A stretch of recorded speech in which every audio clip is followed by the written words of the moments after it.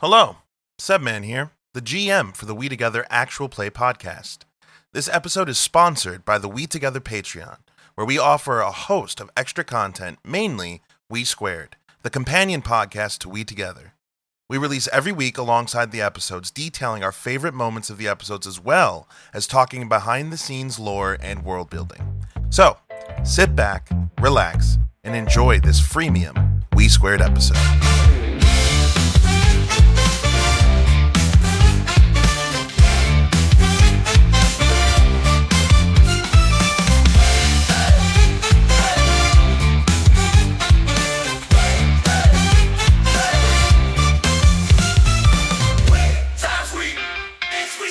What's going on, all my nerds, geeks, and tabletop freaks? It is I, Sebman, your game master, and we are here today with the We² podcast, the companion podcast to the WeTogether tabletop gaming extravaganza. And today, we are talking world building. That's right, I'm sitting with some of my players here. Say hi, players. Hi, players. Hey. That's Sashel and Troy, and we are going to be talking over the next hour or two about populating this world that we've been crafting over the last couple of weeks. It's been getting pretty exciting with all of the lore dumps that I've been dumping on y'all over the last month. And today we're going to decide a little bit about the finer details of these things so that I can go into it a little bit more prepared. You guys can go into it knowing a little bit more, and the people at home listening can go into it a little bit more excited for what's to come. You guys ready? Absolutely. Sure am. Okay, so what I have planned for today is basically we're going to start with some exposition. I'm just going to tell you, do a little bit of fucking, summarizing of just all of the parts. And then what I figure we can do is we can freaking go floor to floor and just kind of descend Iris Luna and then just kind of talk about floors. What I want from you guys is we're going to be talking about some locations. We're going to be talking about different imagine if someone was what should I do when I go to Iris Luna? Right? We live in LA, Sash. When someone's hey, what should I do in LA? The first question is, where are you staying? Yeah, where? Where are you staying? That's really important. And then based on that, we can kind of expand on it'd be really funny to have a disco themed bar on the first level because they are all they love disco for some reason. Shit like that. Doesn't, you know what I mean? So chat. Now, if you're listening to this and you're wondering, oh my God, a DM we're GM in this house. A GM that's sitting down with his players and fans talking about world building, how can I get in on that? Well, glad you asked. We have a Discord server. It's called WeTogether Gaming. Probably have links in whatever bios for any social medias that we have. Come on, join up. It's free to join as a viewer, and you get to sit in and listen to us do these podcasts. Obviously, once our Patreon goes up, we'll have higher tiers that can do a little bit more things, maybe a chance to play an NPC, stuff like that. So we're doing cool shit over here. We're doing cool fucking shit over here. Clearing my throat. Let me clear my throat. I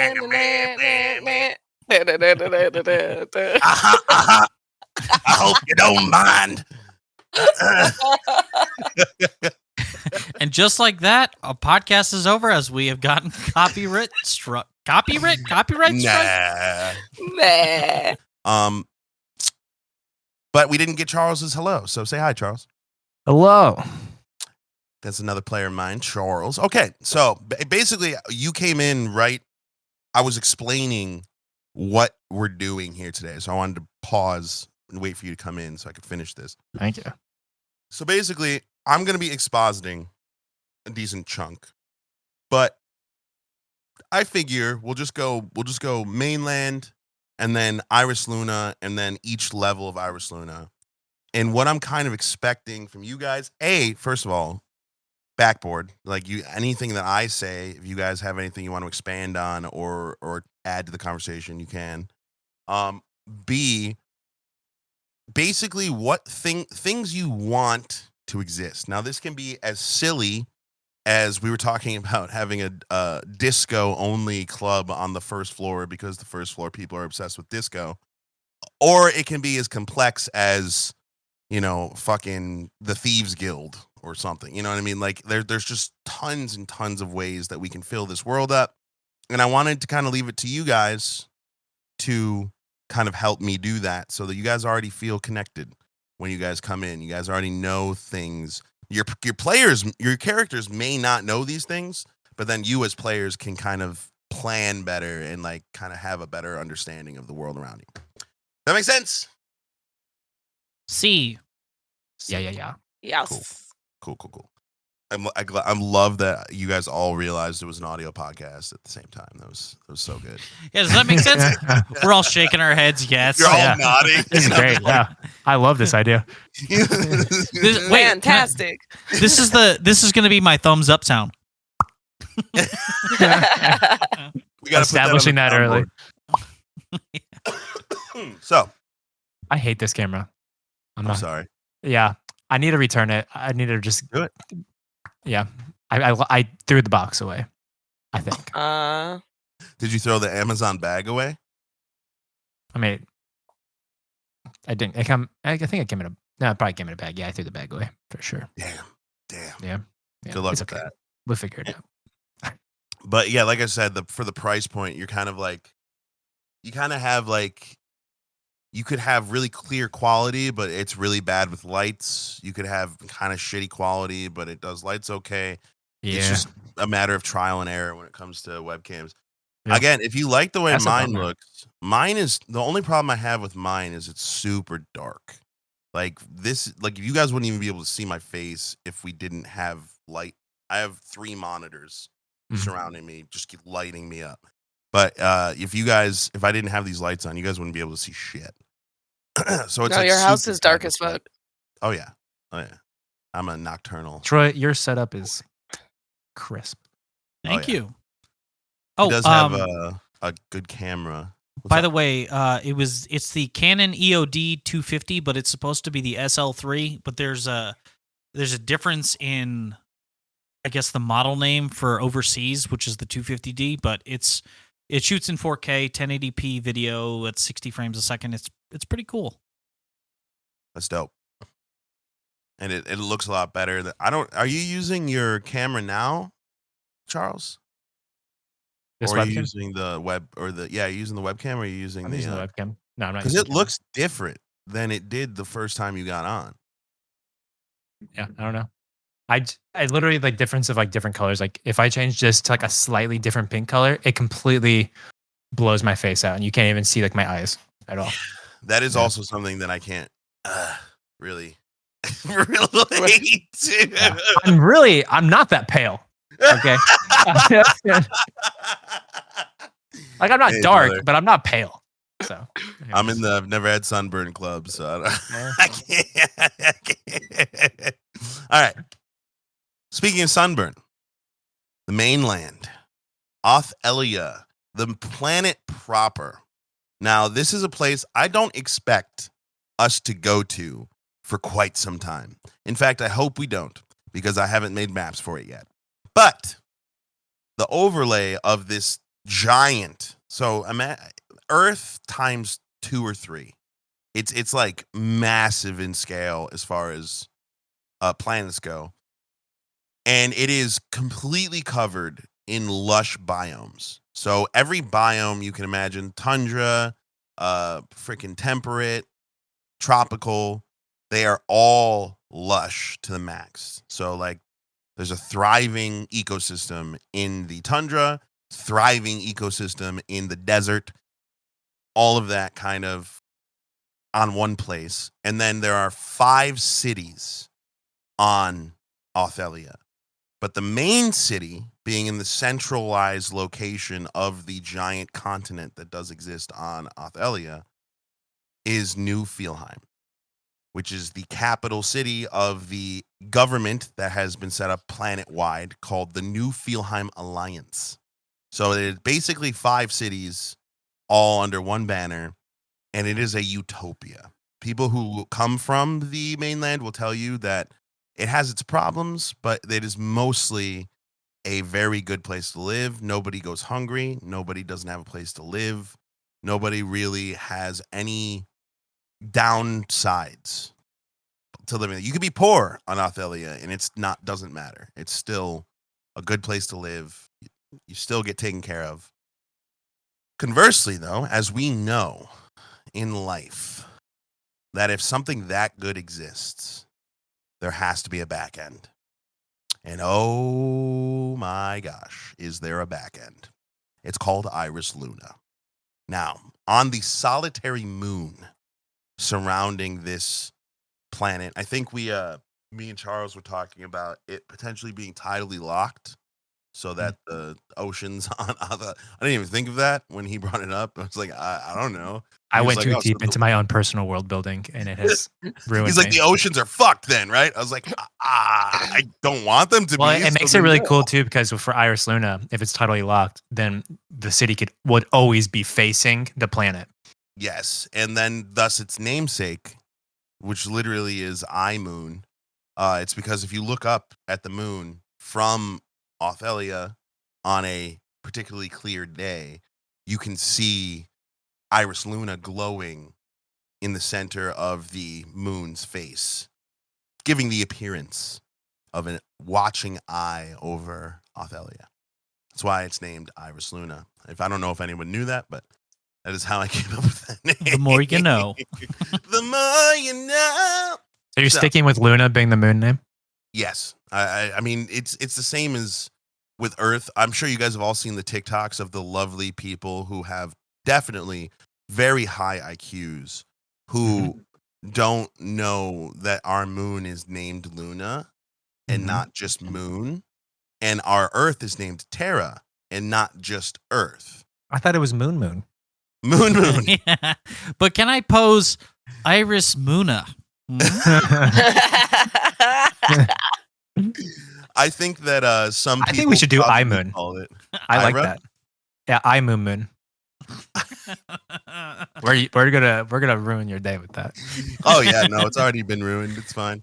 So I have been thinking too, like a cool slang term for Iris Luna would be ill.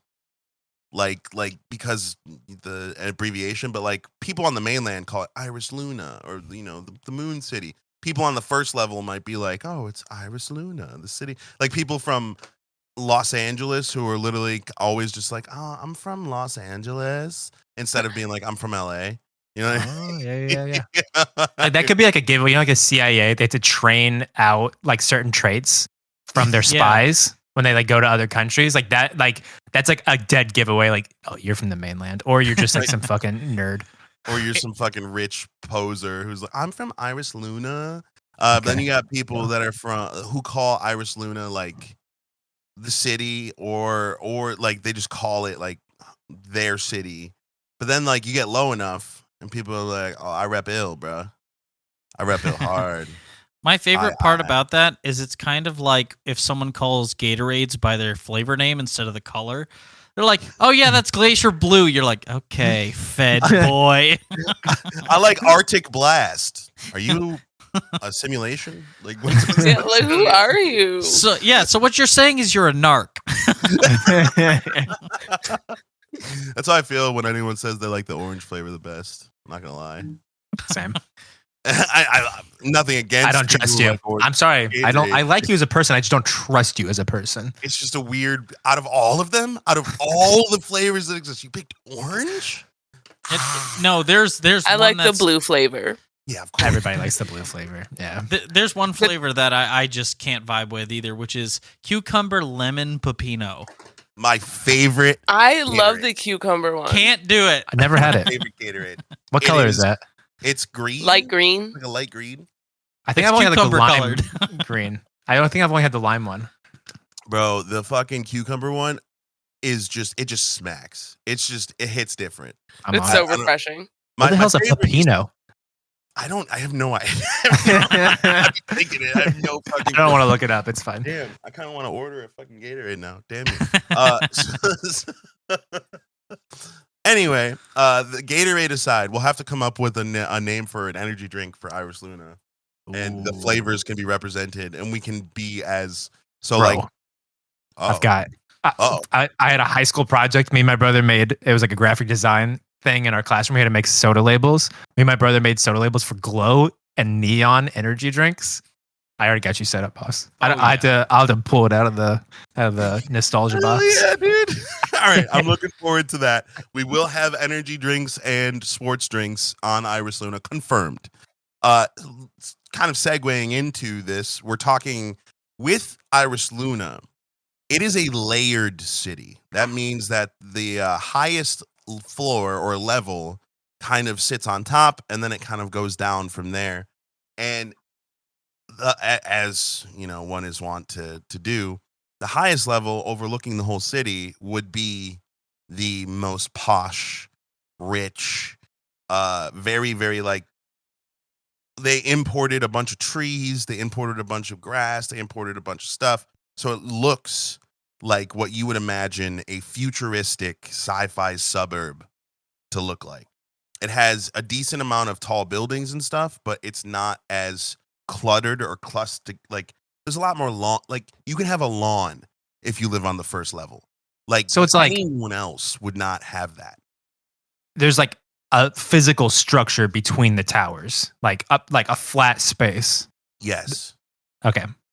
And the towers are mostly like condos, businesses, like a lot of like of the corporations that have headquarters on Iris Luna, especially the richer ones, the Guildhearth Legacy Foundation, other companies I haven't come up with names of yet. They kind of exist on that top floor. They have their headquarters there, but it is so that they can have influence on the low, like the second and third floor. So, who's the president of the HOA? I can't wait for that character to be made. I'm sure that her name is Karen. I'm not 100% sure what race she's going to be just yet, but she'll Excuse pop me, up. it's Kareen. Kareem. Oh no. Kareen. So I hate it. if the first floor, I don't know about the other floors. So the first floor, it has like this layer. So like I've been picturing like Coruscant, where they had to fly around to like at the top level. That's not necessarily the case. You could literally just like bike down to like the tip of a tower down the lane. Yeah, there are flying vehicles. That is confirmed. Like there's cars, but there's also like flying. All of the vehicles in this game are probably going to be electric, just for the sake of you live in an atmosphere bubble. And I can't imagine driving natural gas cars in an atmosphere bubble. It would go great too long. But as far as like it being like Coruscant, where like there's like all this happening above and then below, it's more separated than that. You could live your whole life on level 1, never knowing what it's like to live on level 2 or go to level 3. Or a lot of people, especially up on level 1, choose this. And if any of your characters, and I'm not revealing anything, this is just for you guys. If any of your characters come from this level or have any real connection with this level, you would be pretty naive to like how the rest of the city works, because it is truly an isolated thing. There are sidewalks, there are streets, like it's very like it does have a ground. So, I do have a question. So, I know you mentioned that there's interlevel travel. Yes. Can someone from a lower level go visit level 1 at will? So here's the thing. Here's really where the classism comes in. I guess you can't really talk about level 1 without talking about classism. As far as floor travel, the easiest interfloor travel is between level 3 to level 5. There's a mag train, like a bullet train that will take people up to level 3, down to level 5, back up to level 3. It's also how they transfer a lot of goods and stuff. However, to get from level 3 to level 2, you have to take the elevator, which is a massive. It's basically public transportation, but condensed into one central area. You can go from level 3 to level 2 with the elevator, and you can go from level 2 to level 1 with the elevator. You can go from level 1 to level 3 with the elevator, but it is almost impossible to go directly from level 5 to level 1. And the policing force run by the NFA, the New Fieldheim Alliance, called the Union, which is the police force of the top 3 floors. If you have ID from level 5 and you go up to level 1, you'll be detained and you'll be deported. Most likely with extreme prejudice, because the whole point of Iris Luna, each floor has its purpose, right? Because Iris Luna used to be a mining city. It started being like, oh, there's resources on the moon. Let's set up a colony there and mine. And they just kind of grew from there over hundreds of years. So now level 1's job, since the mines have all dried up, is to bring tourism and to bring people from the mainland to Iris Luna to keep capital flowing. Now, as much as people may hate them for it, because they do live a life of luxury compared to most Lunarians, it is a necessary evil in the sense of Iris Luna depends on that tourism, depends on people coming and trading. And the first level is the level most mainlanders stay on. Most mainland, if you're a mainland kid who goes on vacation to Iris Luna, you stay. It's like going to fucking Florida and only staying in Disneyland or Disney World, whatever one it is. It like you only are there, and if you stay there, it looks amazing. But if you go an hour south, there's an alligator in someone's pool. You know what I mean? Welcome to the Everglades, boy. Right. So it is this it's this poster-esque just fantasy place where everyone's kind of living with their head up their ass, but necessary evil to the greater. Obviously, your characters might feel differently about that. But to the mainlanders, that is the purpose that the first level serves. So it's kind of like a metropolitan, kind of like New York City, compared to upstate New York, which would be like down a level or two, where you have like this big city that's kind of like thriving. There's high-rise apartments. There's, there might be some crime issues, but it's mostly just like the wealthy. So you're on to something, but I want to adjust the metaphor just a little bit. New York City, I'm thinking, is much more, because New York City, it's impossible to hide the grit. That's true. Like Central Park is surrounded by mansions and then fucking shit, like literal garbage and shit. And I'm from New York, so don't come at me. Literally I would say like the block is more the third level is more reminiscent of like a New York City. But because I live here, LA is very inspiring to a lot of this setting. LA is a place where if you stay in Western LA, if you stay in like a certain part of the city, it's the most beautiful, nothing wrong, everything's good, everyone has smiles, everyone's walking around, the sun is shining, it looks like a paradise. And then you zoom out just a little bit and it's like, oh. So Okay. I kind of compare the first level more akin to like Los Angeles, where it really is its own cut. It's the smallest floor because Charles has talked me into having the first 3 floors kind of do like a Minas Tirith kind of a thing where they like stack on top of each other. But it is easily the most alluring, the most expensive, the most glitz and glammy. It is trying to trick you into believing that Iris Luna is nothing but that. Let's bring in the fantasy. Right. And I think like the story, like you guys, you guys are all on Friday group, so I'm not going to spoil anything for you guys. But there is a possibility for your group to maybe make it to the top floor without too much of a problem. So you guys are going to spend some time here. I don't know if any of you guys have spent time here. Again, keeping it a little bit aloof and mysterious. But I would say like the bars and the restaurants up here are all like the best. Like if you go to a restaurant on the first level, it's like a Michelin star restaurant. We'll have to come up with a A different star system. Yeah, a star system.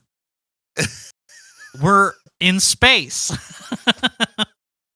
So you want to? What do you want to? Fuck this fucking. We can call it the like food galaxy system, something like that. The food galaxy system.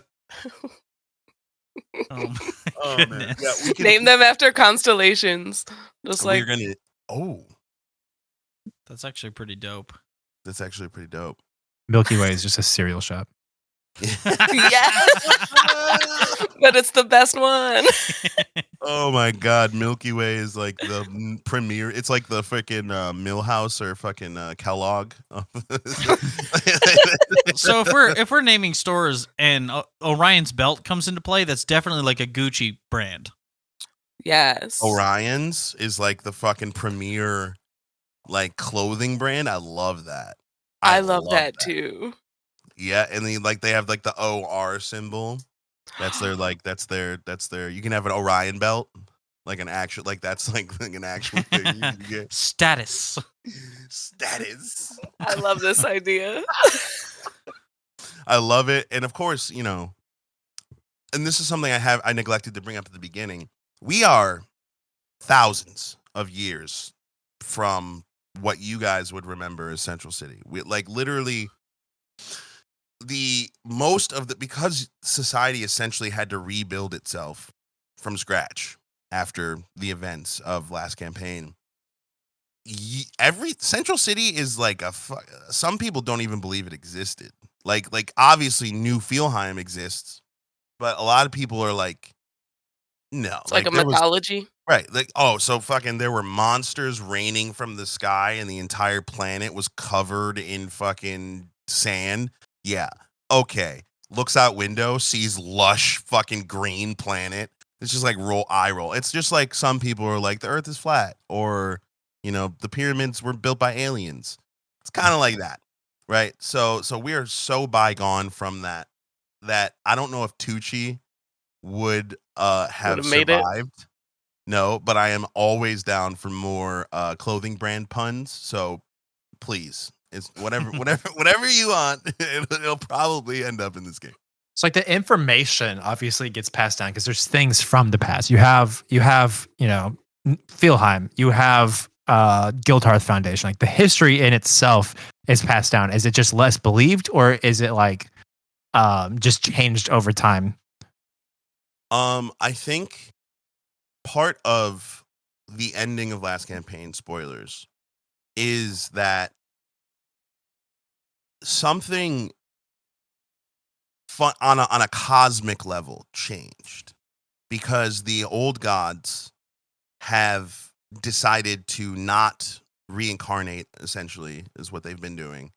And they gave the planet and all of the life and the universes and everything, they gave it to you guys, the people. So I think that there would have been an exodus then that, especially if Tamlin was involved. Everyone there doesn't really remember what happened. I would think that like even like people like Thalen and people like Wasana and Bob, which are, for people listening, they're old characters. They would have, because you guys, the players, are the vessel that inhabits these people. I'm sorry, the other way around. You would take with you all of the memory and all of it is essentially like time started itself again, fresh. So what you're seeing is a world where Thalen would have recognized the potential for what could be. Wasana recognized like, there's like growth that could be had here. So you guys are essentially, as if I was making this analogy to Charles the other day, like King Tut, right? Like how much do you know about King Tut? He was a child. There's documentaries about him. He's in history books. He's and also, some might say a very vital part to civilization's growth. During his reign, some of the things that he had to choose to do, like affected all of the world at that time, all of the known world. It's kind of like that, where Thalen, while you're in every history book and you again have a nice gold statue in Newfielheim, most people are just like, oh yeah, isn't that the guy that like invented technology? Is he the guy that made grass? There's some girl on Literally. a podcast on the mainland going, oh, what if gravity was never invented? fucking Trisha Paytas. Like literally, you guys are spoken of, and I'm sure Bob wouldn't even like Bob went on to live his life. Like there was no, To be honest, imprint. I don't think there was a imprint that even lasted like the Guildhearth with like Thalen and stuff. Because it's like Thalen's like the Nikola Tesla of his era. Everyone's like, oh yeah, he's just kind of like the forefather of technology. You know? Right. And Yo, and you- also, go ahead, sorry. You do have a lasting impact, actually. This is actually something I meant to message you about. We had talked about creating a material, like an organic material that interacts specifically the way that Taylor was using it with Myconid, and that was using your physiology, your plasma physiology, you and Ichigo. Oh. Yeah, but I So- don't think that people would know that. Like, No, not necessarily, yeah. but that to give you a bit of I don't know, something, a little tidbit of knowledge. If you ever hear of bioweave, that the weave comes from That's cool. Bob. Yeah. nice. Oh yeah, and all of this would have been like obviously meticulously recorded and whatnot. But I would say that like the thing about the mainland and Iris Luna that I kind of wanted present the most is the how peace and relatively there has been no conflict, and utopia can make people so comfortable that they kind of forget where they came from. Like that is really like a huge point on the mainland, that they are so wrapped up in their goodness and everything being so good, they forget there was a time before that even exists. Just like with us, it's like toilets. Like the bioweave is used in every implant that's given to every child on birth. Your implant is your cell phone, it is your bank, it is your identification, it is literally your every and you're chipped at birth. So that obviously that technology is hyper important, but beyond making it, nobody really tries to improve on it. Nobody really tries to like take it to the next level because they're so complacent in that it works. Why do we need to know where plasma comes from? We don't know where this material comes from. We just know how to make it. And we need our spoiler. We need our Hodge back, the god of innovation. well, that's the fun part about this game is me. like it's gonna be you. Oh God. Trying to make Thalen a god before we even get started. Is that what's happening? No, not Thalen. Just Oh. me. I am the co-inhabitor Like of, actual of Charles. the god of innovation, right? Like Hey, that was our whole ending. That's true. And the thing with gods in this world, which is like a cool little segue. I know we're still on level 1 here, but this is nice little gods in this world. They exist, but not in the think Greek version, where like they are entities in their own right, and they are magical entities, powerful magical entities that derive their power from their worshipers, right? So they don't have necessarily this like crazy omnipotent, not like last time where there was a god of death who was like, oh, I do all this, and the god of innovation. There are literally gods of the smallest things you can. There is a god of the smell of fresh cut grass. Like that 100%. Like anyone who worships him, like that's their thing. They fucking mow their lawn on the first level and they just fucking sit and they pray.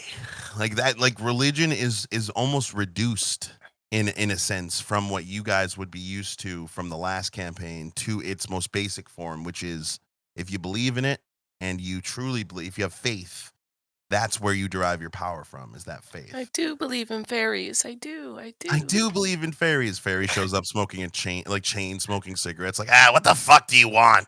And he's just like, what the? Okay.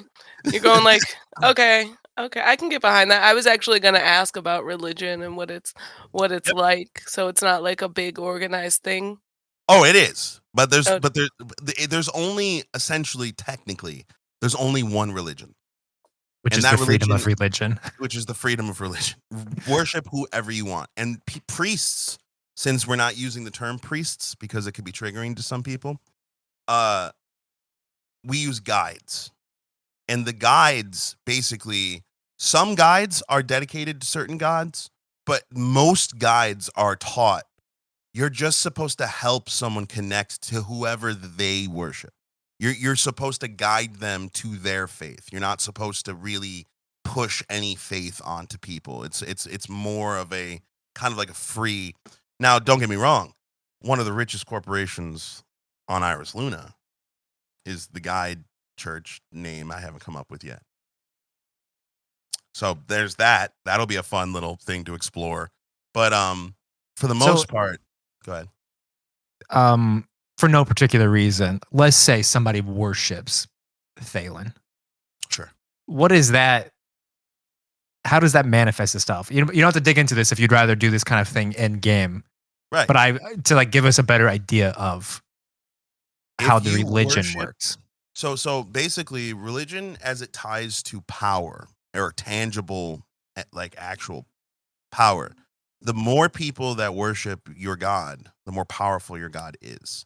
So if you're the only person that worships Thalen, it's basically like you're the guy that sits on the side of the road yelling about the end days and telling people like they better repent or they're gonna go to hell. And everyone around you's like, yeah, okay, bud. You keep doing that, man. like How's that working versus- out for you? right. Versus if you have like a whole sect, a whole group of people worshiping Thalen, then it becomes more tangible and it becomes more within the magical powers of this world. It becomes tangible through that faith. So if you worship Thalen and you're the only one that worships Thalen, your mission should be to get more people to worship Thalen so that you can gain access to more power via worshiping Thalen. Oh, you just gave me a crazy idea. So the tangibility that you're speaking of, again, how does that manifest itself on like an individual basis? Are we picturing more like gods manifesting and like being able to talk to you physically and like doing like public displays, or is it more like you are able to tap into that like a paladin of sorts? Can I just mention something real quick? Yep. You were talking about the like corporate religion for Iris Luna, and I was looking at lunar terms because I thought that might be a cool place to go. And what if it was apogee, which is the farthest point from Earth in the moon's orbit? Apogee as like the name for the religion. Yeah, it's APOGEE. That actually sounds religious, like in It itself. does. It Yeah. sounds religious. I'm just trying to think. I'm trying to think of like, because apogee could be the name of the religion, but like, there still is like when you think about the Church of Latter-day Saints. Yeah. Right. So like, not many people would even ever say apogee. So we can have that.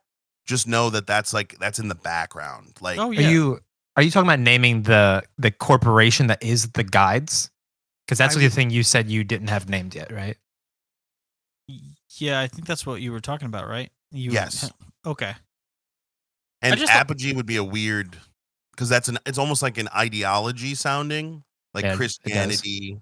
What about and here's another moon phrase, aphelion, which is the furthest point from the sun in a planetary's body in a planetary body's orbit.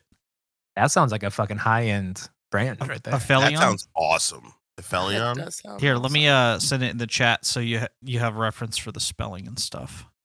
So what if we call it like the High Temple of Aphelion? Like, Yep, like that's the Oh. one. hell yeah. That hits.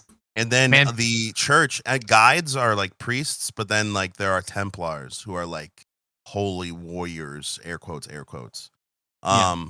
I love this. I fucking love this. This is why we do this. This is why we're doing a world building thing, because this is great. And please, if anyone's taking notes, please send them to me. Yo, I am I cannot physically write notes and talk this much at the same time. Yep, So same. I appreciate you guys. So the High Temple of Aphelion, and like it within itself, maybe it has this like background religion, like you're talking about, and that is like, let's call it the Church of Apogee. So you have the Knights of Apogee Ooh. within the High Temple of Aphelion. Love this. It's like the Knights of Templar within their religious sect. You know what I mean? Yes. So I love this. I love this idea of the church. The church itself is going to be relatively fractured because there are going to be people who believe the best thing to do is just be among the people and just kind of help guide people to the guides. And then there are some who are like trying to garner power. And this is what you had asked, Charles. I'm getting now to I remember what the point was of this.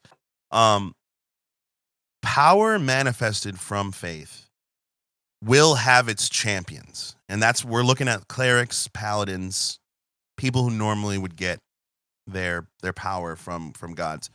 As far as being a tangible thing for people who are not manifesting the holy energy into actual power, it would manifest in like if you worship a god that a lot of people worship and it's just like a very big thing, then you would notice that things become easier for you, more attainable for you. You go to a certain level and maybe like you're not welcome here, and then all of a sudden the church, like the followers of your god are there. And like that, it manifests itself almost like in luck or like miracles. Miracles. Is That's a- perfect That's what's up. way to describe that. So Can the like, church- Faith church's manifests motto- itself through miracles. Can the church's motto be "Find your flow"? sure, absolutely, love that.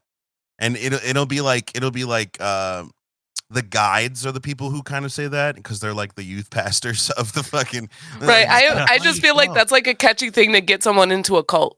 Be like, find your Yeah. flow. you gotta find your flow. And then also like have like a bunch of merch and stuff based around that, like shirts. They're just like, you just find your flow. Wait, your can- flow in God. Can I have to say this real quick because as somebody who does go to a church, I see this all the time and it is so cringy. Churches will have their own merch lines and they're like, hey kids, like, don't you want to rep our church's merch? It's like, no, I don't. Oh, dude. There's gonna be so much of that. Oh, And it's what I'm really trying to point out here, and I think that because of our groups, we're all pretty believe different things, right? I don't want the church to be inherently bad or evil. There is definitely a very good side to this. There are definitely guides who genuinely want to help people as far as philanthropical kind of things that they do. Like they're very helpful to a lot of people. There's just also is two sides to every coin where, you know, the profit you can make off of faith is still immense and it's still very much taken advantage of. So I That's like definitely the mega churches versus like, you know, people going off and doing missions and helping people around the world. I mean, right. yeah.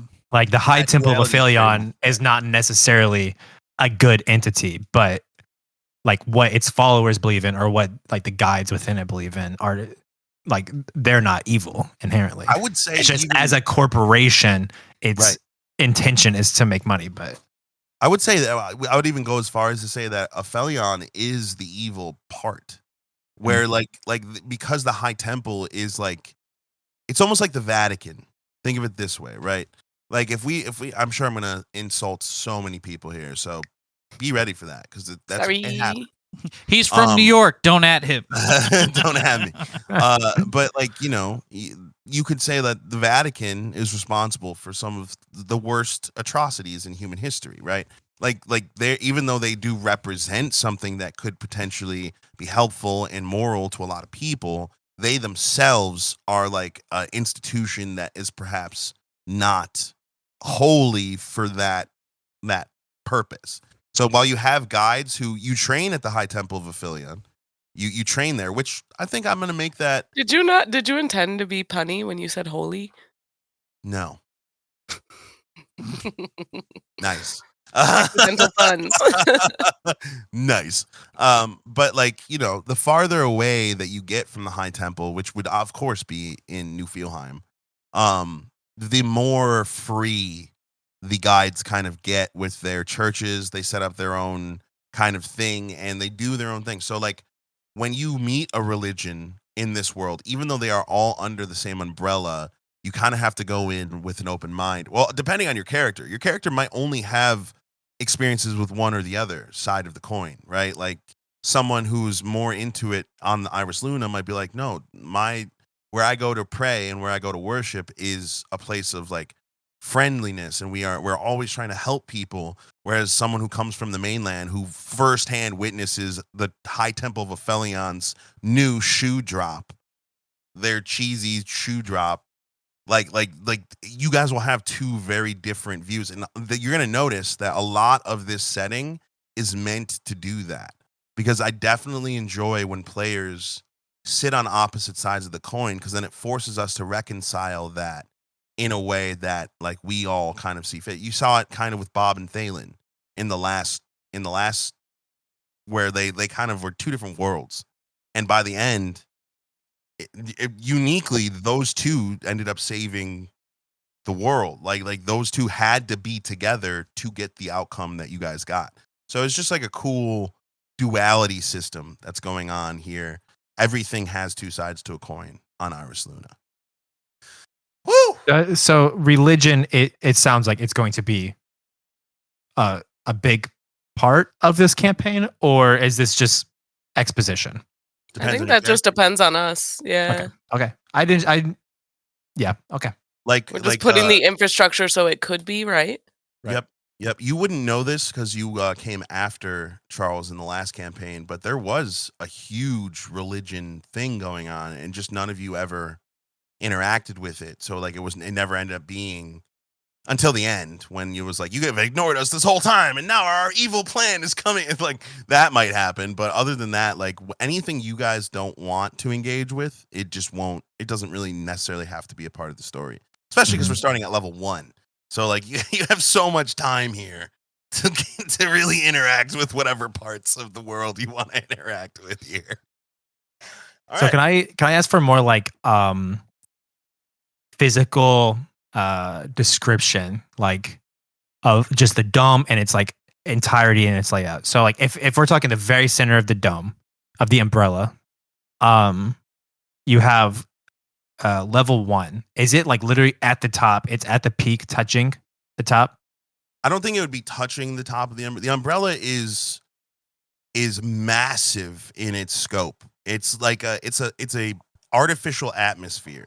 So you guys, if you're on level 1, it would be akin to looking up and just seeing the sky, right? And like, does it physically look like the blue sky? Oh yeah, it changes. It changes dope, so that it's not just always nighttime. And what about weather? But it does. It's like a sky, and you can see through it, kind of. So you can see off, kind of in the distance, like kind of hanging over the city, and that's why level 1 is the best real estate, because it's the best view for sure.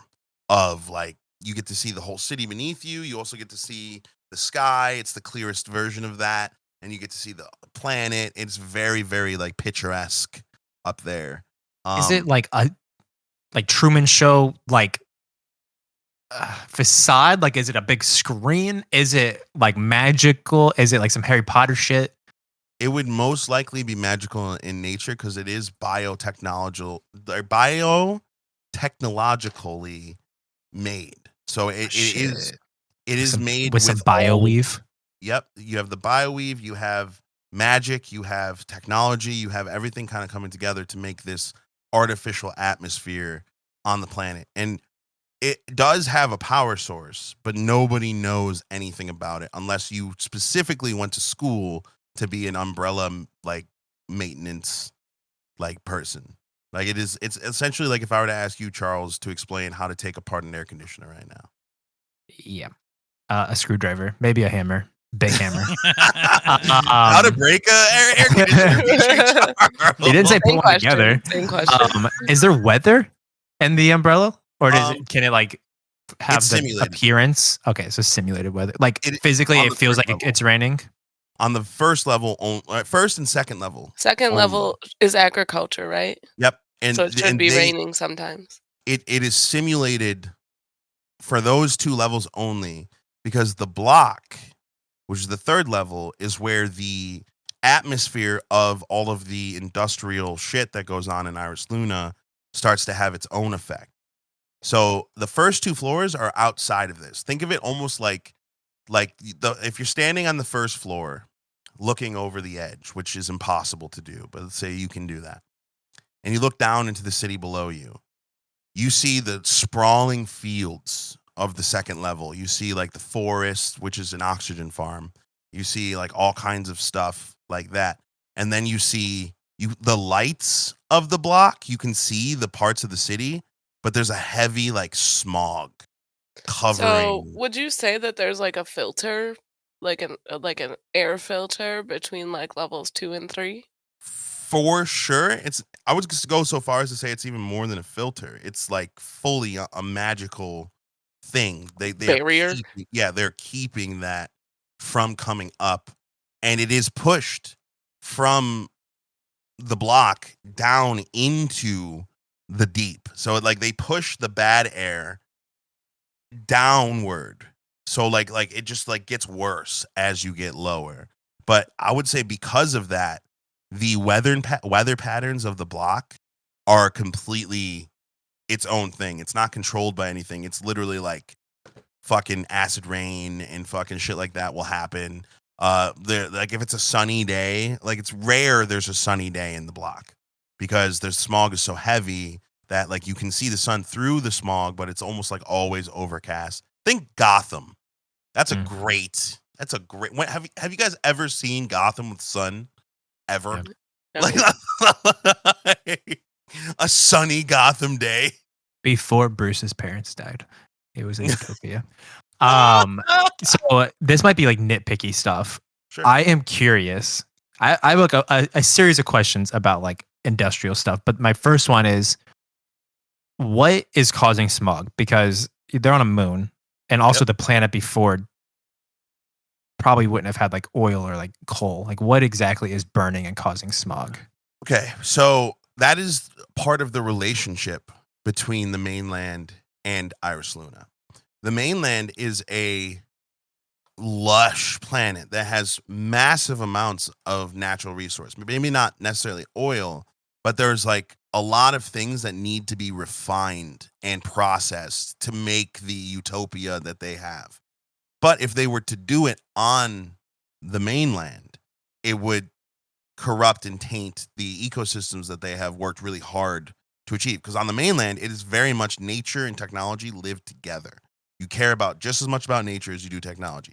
But as we do in the real world, we have to kind of live with the fact that if we want our creature comforts, points to phone, there has to be a mine somewhere. And if we want this cobalt in our phones to work right, there has to be a refinery to refine it down into its state. So what Iris Luna became after its mines dried up, because that's its own, like it was like California, where it's like once it stops being the gold rush, how do we make it worthwhile? Well, California had tons of land and was easily turned into an agricultural behemoth. But Iris Luna doesn't have that. So what Iris Luna had to offer was our moon is a barren hellscape. Who gives a shit if we shoot fucking pollution into the fucking space? Like who gives a flying fuck? So what especially the lower levels of Iris Luna became a refinery. It became factories. So they ship raw materials to Iris Luna to be processed, refined, and then that's how Iris Luna keeps its status and keeps its wealth. So that's like its export as well. It imports stuff, refines it, sends it back as a finished product. That has like a lot of interesting like implications to it. Well, like a multitude of things, like you said, like pollution can be easily dealt with as in just let it off into space, but also like gravity is artificial, so like material is physically lighter. Okay, so here's I don't know how much you dig into sci-fi, but like space tethers would be an awesome way to get the materials here. Not necessarily like a space tether to the moon, but like a big ass space elevator, and they could ship it from there from Oth. I was thinking that because I don't know how they would get like huge amounts of material up. Ships. So they got big ass ships. Are these like magically powered ships? What's the power source? It's a beautiful marriage between magic and technology. Oh wait, they got that fucking mushroom power, right? Yeah, baby. Mushroom fusion power. Yeah, baby. Mush fusion? Nah, it doesn't sound good. Yeah. So on the mainland, one of the biggest exports of the mainland is pleasure mushrooms, or better known as blue glowy things.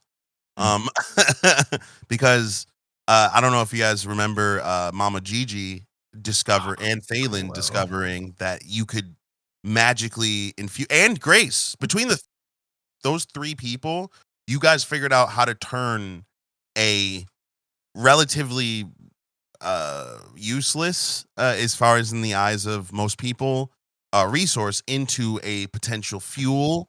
It's clean. It burns clean. It's essentially never ending, because the myconids, or the not myconids, because technically there's a myconid is a living thing, but the fungi thrive off of natural waste, which the mainland would be able to produce on a unholy scale, right? Like, so That's why the myconid agreed to even be a part of the process. Yes, because it was basically making itself a giant buffet. It also making itself like it like basically you guys restarted an almost extinct species. So the mushroom is actually a resource that provides a product and then cleans up the waste from other things. Yo, mushrooms are sick, bro. Yes. So it keeps the balance clean and nice on the mainland. Yes. There's no mushrooms on Iris Luna though, right? No. Well, I mean, there could be some on the second floor. Do we grow them in the second floor? But for the most part, most of the agriculture, it's part of like, okay, who's gonna take this plot of land for mushrooms that are only used as fuel when it could be food, like for the planet that you're on. Like they make enough to maybe like make fuel, right? But not like an excess. They a part of the refining deal. Like they ship in tons of these mushrooms from the mainland, and then they refine it down in like the fourth level, the grind, and then as part of the deal, they get to keep some of it to fuel their ships and stuff.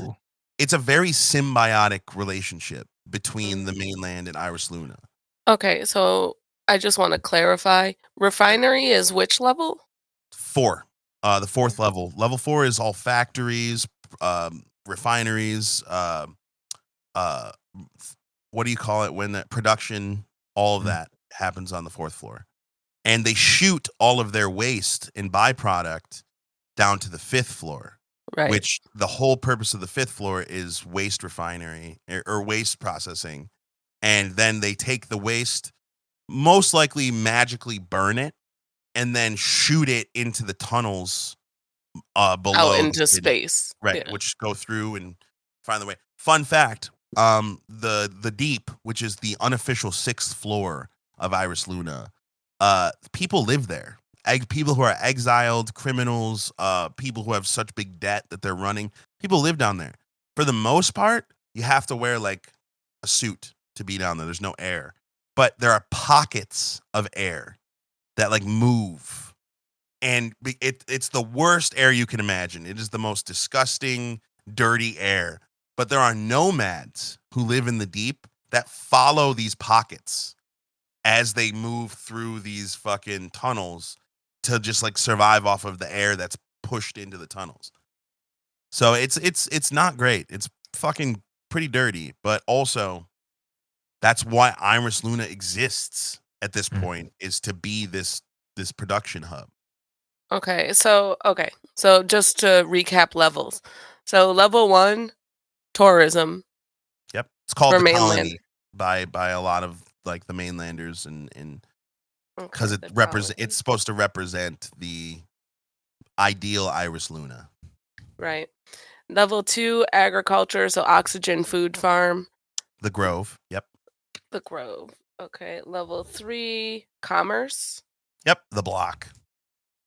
It is mostly and level 3 is where now this is an important world building point. This is where the divide happens. Level 3 is the most intermixed as far as classism goes because everyone needs to trade. So the richest Mhm. people go down there and the poorest people come up. But there are two factions that exist in the city. We already kind of talked about the Union, which is essentially the police force of the first, second floor. They own part of the third floor as well. Then there's an occupying force that like basically think of like organized crime where like they're so big and so influential that the government just chooses to work with them rather than try and fight them. So that's So what the like a free cartel. agent. Yes. That's what the free agency is, and they control the bottom 2 floors and part of the block. The block is supposed to be considered a like neutral zone. However, as some of you may know, the most violence and like inter-faction fighting happens on the block. So the block inherently is a very dangerous place, but it is also one of the most necessary places in the city. So it's out of all commerce, like but also go ahead. out of all the divisions between levels, like the hardest division is between 2 and 3 probably. But you have the elevator that can go from 2 to 3 too. I would say that the hardest division is between oh yeah, honestly, 2 and but here's the thing, you can take the elevator down and you can take the elevator up. But if you're level 3 on your wrist and you go up to level 2, the union's going to detain you and they're going to ask you what you're doing in the second level. So the hardest the division line isn't necessarily represented physically.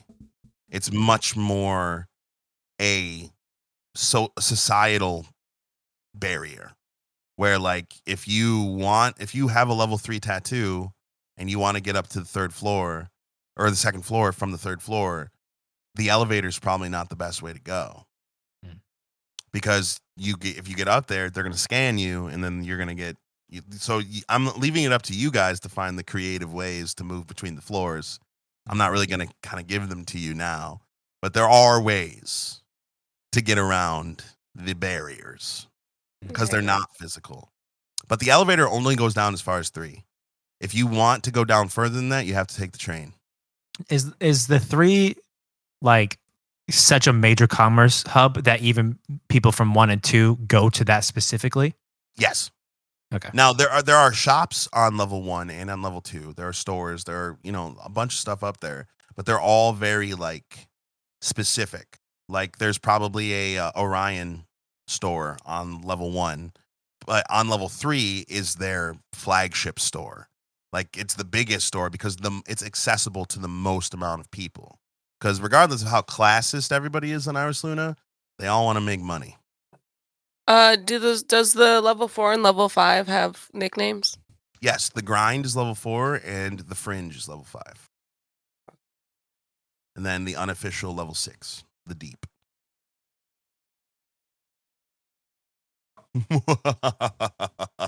The deep. And level 5, they don't need suits, right? There's air, it's just really gross. So this is actually a great segue. Level 1, level 2, your air is considered almost like a natural right. Level 3, it's a commodity or a utility. Level 4, level 5, it's a utility to where like people get their air shut off. Hi, editing Sebastian here. Just interjecting to let you guys know that when you get your air shut off, level 5's air is very polluted. So you're not getting your air shut off so you can't breathe. You're getting your air shut off so that the air you're breathing is heavily polluted and very dirty. If you have air utility that is clean air provided for you in your home and or in your place of employment. All right, thanks. Back to the episode. See what I'm saying? The 2 utilities that are like the most profitable in Iris Luna, because everyone has access to food, everyone has access to water. That's not a problem. Everyone pretty much has access to shelter too. Those are not problems. The biggest problems are air and gravity. And when you get down to the 5th floor, that gravity starts being a bitch. You don't pay your gravity bill, they shut your gravity off. You're in 0G, so you can get it back on. Dog floated away again. They shut off our gravity. That is an actual thing. I would love for you to make an audio phone call of him calling like the fucking free agency police, just being like, "Hey, my dog floated away again." Okay, so gravity, you get your gravity shut off. You're level 4. Would you not just float up to the levels where gravity exists and then just like hit gravity again and just fall? No, because level 4 and level 5 are underground. Oh, that's right. Yeah. And your gravity doesn't get shut off like that in the sense of like you now float endlessly wherever you are. It's like your house loses gravity. So the danger inherent is like you're sleeping and your gravity gets shut off. You wake up on the ceiling and then you try and get outside. Once you go outside of your house, gravity turns back on. And you fucking so like it's more of an inconvenience than anything. Like a mag floor or something like that. Yes, but the things that I want, the reason why I wanted this to be a thing, because I think it'll be really interesting to play off of. Like some people who are like, I haven't paid gravity in years. It's a scam, and they like their whole house is set up to be 0G friendly. Lunarians, if you look at some of the sub races and the races that I've set up, they are like tend to be taller. Tend to be a little bit more thin boned because like they grow up in this 0G environment. There's not as much gravity. There's not as much evolutionarily making them heavier and thicker. So they just kind of evolve to be a little bit thinner and a little bit. So you get down to the 5th floor. There are whole neighborhoods who are like, fuck that. We're not paying for gravity. We don't need that shit. Air is definitely much more of a resource. That they already fleece us on air. They ain't fleecing us on gravity. Exactly. Okay, so to continue to get like a physic. Oh, go ahead with your thing. No, I was just gonna say that. I said what I said. Okay. Okay. How do I word this? Let's take my picture that I sent of this city. Dope picture, by the way. Thank you. I meant to just do like a quick 5-minute thing and then how it goes. Anyways, because I feel like we have two opposing concepts maybe in our heads of how the city is laid out. I just want to make sure that I'm on the same page because the way you're describing it almost feels like the city is like a giant pillar with like different levels to it, and you can you travel up and down. Whereas let's say like my picture as an example is much more sprawling. So like in my concept, it was more like, level 1 is like the center and it spreads out from there. And it's not exactly what I meant whenever I drew it like that, but I'm kind of picturing like the fringe or the grind, like being up against what I called the ring, which is like the bottom of the umbrella is like maybe like a giant ass wall or something. So like, just like it is underground as in like, level 1, 2, and 3 are stacked on top of it at the center, and then the further it gets out, like little bits of it pop out, and then by the time you get to the end, they can look up, but it's like fucking smog. So there is a difference of my original plan was for the only floor to have access to the surface was level 1. Every floor was going to be underground from that point on in like a pillar kind of a way. But what the picture really did for me was I was like, it'd be really fucking cool to have the skyline of Iris Luna be like kind of like a Minas Tirith, where you have that top tier floor be the center, then underneath that connected by so they don't connect fully. There's space underneath between the two floors, but there's an elevator that goes down connecting them. And then you have the second floor, which is bigger than the first floor. So it's kind of like that, what do you call that Russian doll thing? Yeah. Like Russian doll. Oh, Russian doll. Matryoshka. Nice. Russian doll. So it's a little bit bigger.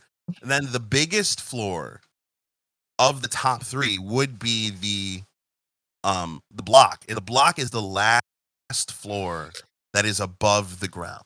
So I was thinking kind of like envisioning it like a 3-layer cake, Yes, it's a you great know? way to, Yeah, except but just with don't connect the layers. separated pieces, and then the block is actually on the surface. Yes, it's like built onto the like the ground, and Yeah. then the And then ring is up against the outskirts of the block. Every floor underneath the block is the same size, like square as the block as it goes down, and the ring, that outer ring, is where the train runs. And it goes down into the lower and then comes back up to the So block. it's like a 5-layer cake with only the top 2 tiers being smaller. It's like 3 layers are the same size, and then 2 layers. Yeah. Yes. And the third layer is flush with the ground.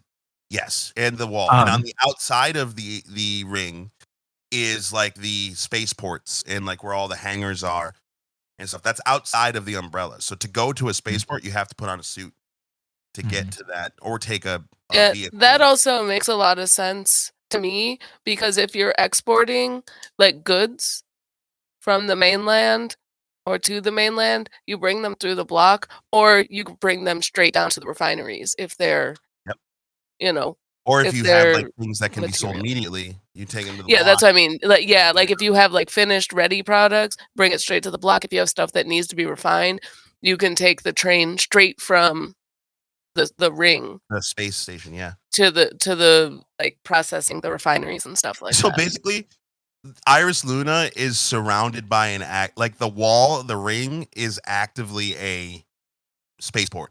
Like the whole thing. It's like an active like you can just hook up wherever.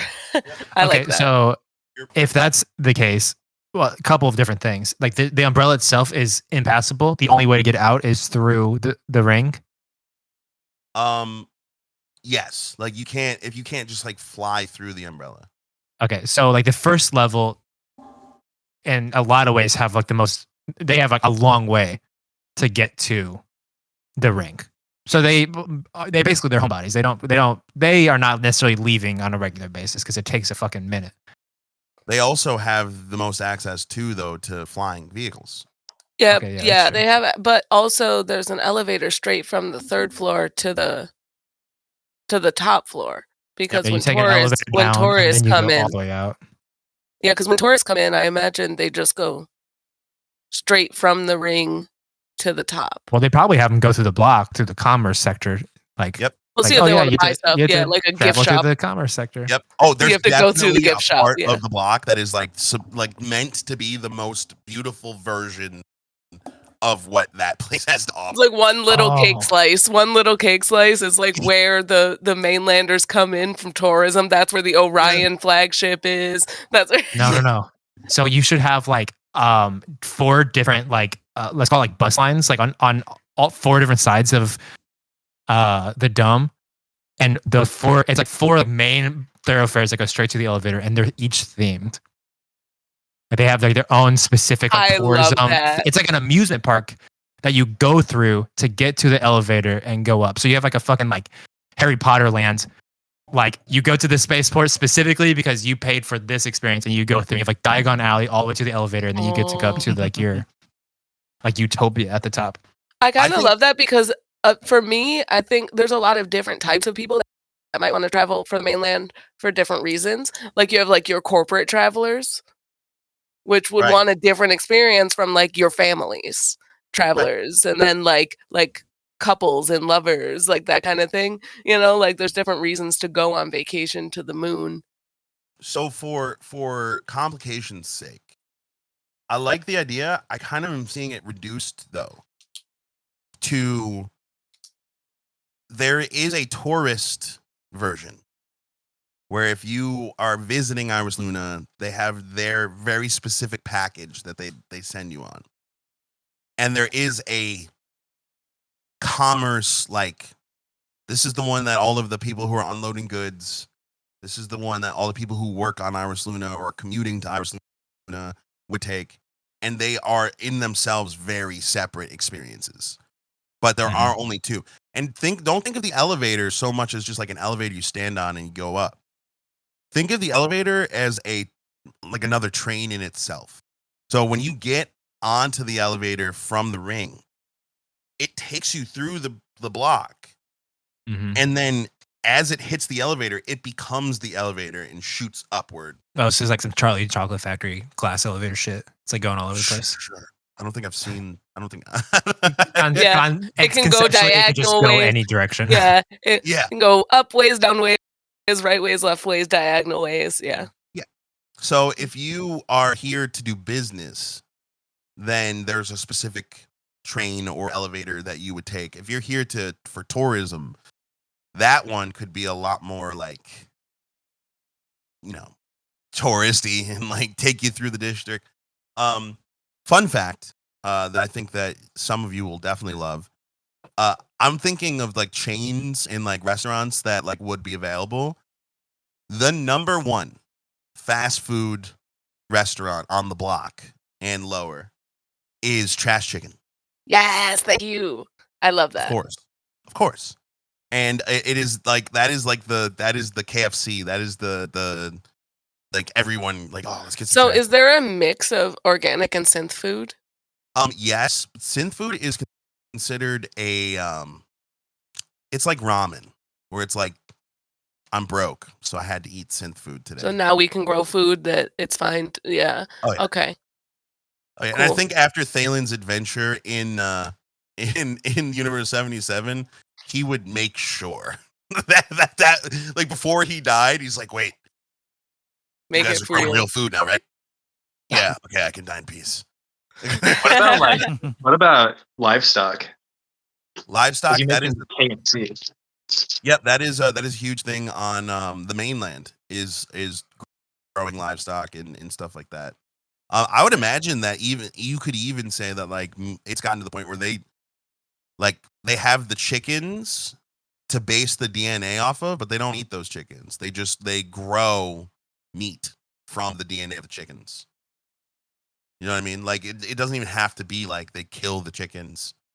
Right. It's just more of just like you have chicken farmers who, they're like, oh, I just Grow chicken meat that actually cuts down on like methane and it's cleaner. Yeah. Yep. And chickens are a huge family pet thing. Chickens, Yes. pigs. On the mainland, on Iris Luna, cats and dogs mostly. Yeah, I was gonna ask, are there pets on Iris Luna? The number one pet of the block would be like a cat or some dogs. The number one pet of the top two floors would be like dogs or domesticated like fucking cheetahs, jaguars, stuff like that. Here's I wonder how do tabaxis and whatever the dog people are called I was feel gonna ask about that too. So Kinnear, yeah. So basically, they feel the same way that we feel. Like, I consider myself a cat-like person. I love dogs, but me and cats spiritually just kind of get along better. If that makes sense. So that being said, it would kind of be like that, where a tabaxi is That is more my like- spirit animal. And it's just a Persian cat. Yeah, tabaxi are more likely to have cats. Or it's like kind of racist for. Oh, that's what I was if you asking ask because that, it's kind of racist. They're like, I'm not a fucking cat, bro. I'm a tabaxi. What the fuck is that?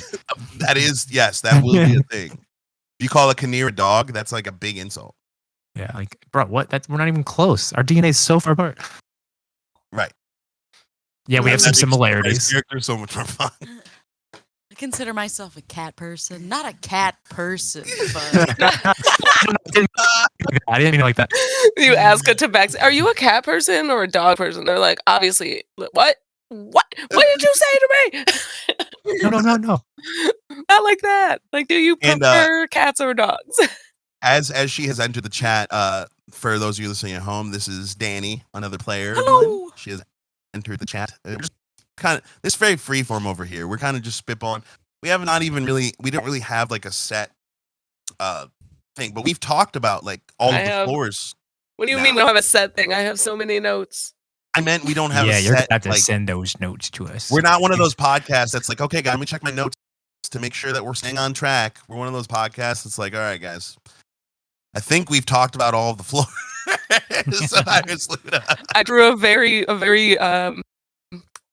scratchy rendition of what Iris Luna's like what So- it looks like.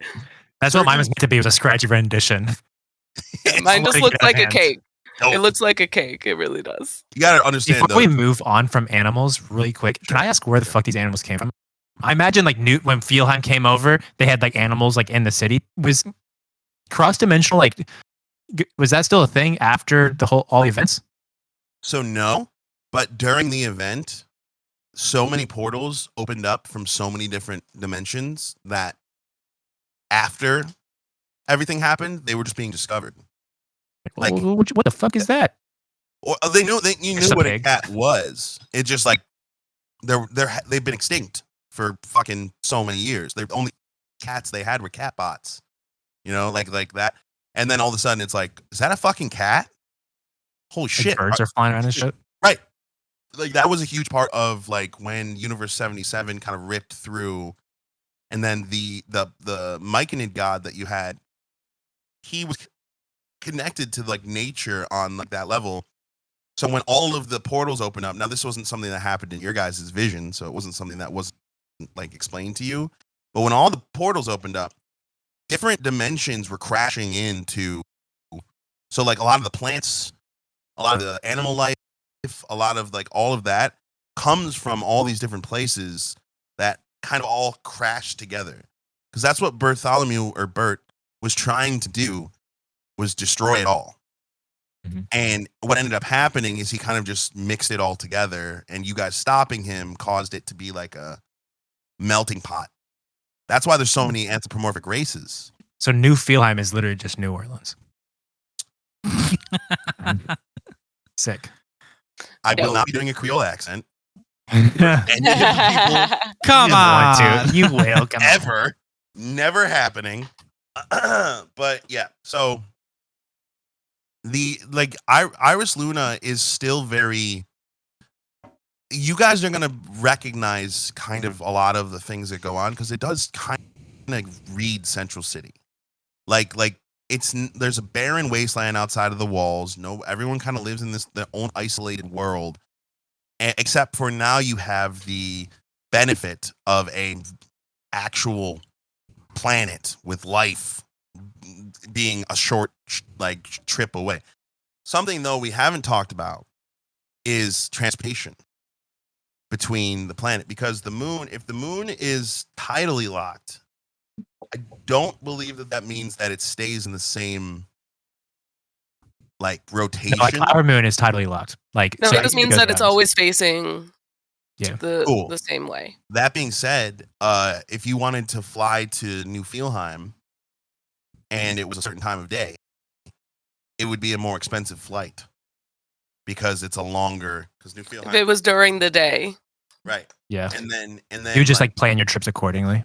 So, yes, question: New Fielheim, is it a city or is it the whole planet?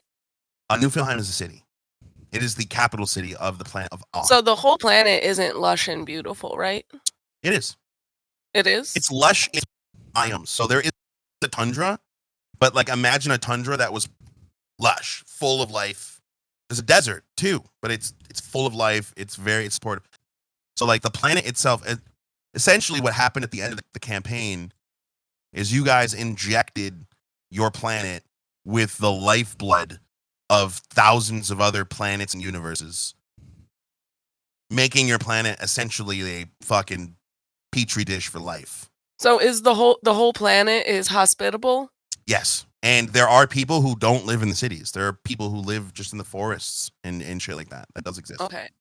Okay. So is the world predominantly wild? Like most people live in the Yes. cities. Yes, That's there's sweet. only 5 cities in the entire world. And you said these 5 cities are all on like a singular continent. I know you said before there's not like it's not a majority water. There is water, but it's not like Earth. Yes. So there's like a lot of just open land, and they predominantly just are congregated on this one continent. Yep. And then there's one massive freshwater ocean that's like in the middle of like surrounded by land. One of the 5 cities is in the ocean. Okay, so this is just some. if there's just if an ocean is completely surrounded on all sides by land and it's a majority land, is it just a big lake or is it an ocean? Can we get some It's an ocean. some fact checkers in here? So if you were to look at it from space, you would be like, holy fuck, that takes up a lot of, like, if you looked right at it, like the ocean itself it's massive. It could be a lake by the term defined by like science, but it's sheer size. Probably right. Its sheer size is what it would still take if you got in is a it boat. freshwater or saltwater? It's freshwater. If you got in a boat and drove or tried to like ride a boat across it, it would still take you like a month to fucking cross this lake. It's big enough that it has its own ocean biomes and its own ocean city. It's like its own hemisphere of the world. Yes. Yeah. Essentially. For ease of map making is why I did this. Yeah, that's fair. It's like the entire Eurasian, African like continents has like a big ass ocean basically. Yes. And it's freshwater only in that you can drink from it. It is a resource. But all of the animals that live in it, like that would normally be saltwater animals, are just in this world adapted to be freshwater. No, I wasn't wondering for animal purposes. I was just wondering for like thought purposes. I was like, is it like half saltwater? Like, is this water all from like? I'm just picturing like a dimensional portal opened up in another world's ocean, like just a underneath water of it, world, and it's just like oh, we stole your ocean. Also, don't forget that there was a shit ton of water underneath the surface of the Central City Desert. I don't know if you were there when they discovered this. You told me in our character creation. Yeah. So like I would say it's like a mix of the two. It's a mix of the two things kind of coming together. Basically, Othelia is what happens when you take a galactic, cosmic good luck charm and give it to a planet. Just one singular planet. So you said water on the moon is something that's just available? Same with food, yeah. Not a limited resource? Where are they getting all this water? Just from the mainland? It's Just considered constantly it's considered recycled. it's considered a natural right. So Can the government makes sure that everyone has water. Were you cool with my mushroom network thing idea that we talked about in our chat? Fresh MMs. The whole message I sent you with like the network of like mushrooms that like transport energy and waste and everything. In we talked about in Iris Luna or Othelia? Yeah, we talked about it in our messages back and forth. So you got to remember, over the last 4 days, I have been on so much Benadryl that it like I don't remember a lot of shit. So here, we'll just talk about it as a whole, and then we can just see if it works. Okay, all right. I had this cool idea that Iris Luna, and I mean really cities on I already forgot the name, Othelia, too. So there could be like a mycelium network that operates like a combination of a city sewage, energy, and water system. It's basically like a smart network because it can process things and decide what to do with it because it's like an organism. So like an extensive network of organic pipes made from bioweave that houses that mycelium network at all levels of society. There could be larger bus lines of pipes fed into the central hub that channels everything useful to and from the grove. All organic waste can be directly fed into the network where it's broken down in local digesters, toilets. And then the energy and nutrients are channeled back to the grove where it's used to produce food, oxygen, clean water, and refined energy. It is then distributed back along the same network throughout the city. And with like maybe a myconid presence as a hub, if that's even necessary. So the only change I think that I would really make to that is the myconids that are used are constantly, the myconids that do the job are constantly being refreshed. Like the ones that grow, because obviously they would, in the process of processing all of this, would grow to be rather large in size. they get processed down into energy, which then fuels the city. So therefore, the only thing I don't want there to be is a place where you can go on Iris Luna and find these mushrooms, because that would cause a lot of problems. I think that because I'm not really picturing so much like the myconids. Like that was just an idea for like a central like AI, essentially. You know, like something that operates the whole thing. But really, mycelium would just operate on its own. Like it knows its job is to get energy and nutrients up to the forest that you talked about. So it takes all the energy that is given to it via organic waste. We can say that it's like something that has been produced in the past, 100,000, whatever, how many years, where it's not quite the mushroom, but it is like a smart piping system. It's like almost like a synthetic mushroom, but it's still organic. And it uses bioweave. Right, it's like a product from the mushroom. And it has a lot of the capabilities of the mushroom, but it's not the mushroom. Yeah, because like mushrooms transport nutrients, water, energy. Like they transport all of those things, and they can. So and they can refine it on top of that, so which is huge. What you're talking about is smart piping. Yeah. Yeah. Smart piping. A pipe that can do all of it at once, which I love, because then that simplifies the whole process. And it's highly used in level 5 in the waste management. Yes, and it doesn't also like that's where like the main like hub of it would be, but also that means that nothing goes to waste really, where like they might be pumping dirty air and chemicals into the space, but they're not dumping shit into space. Yeah. Right.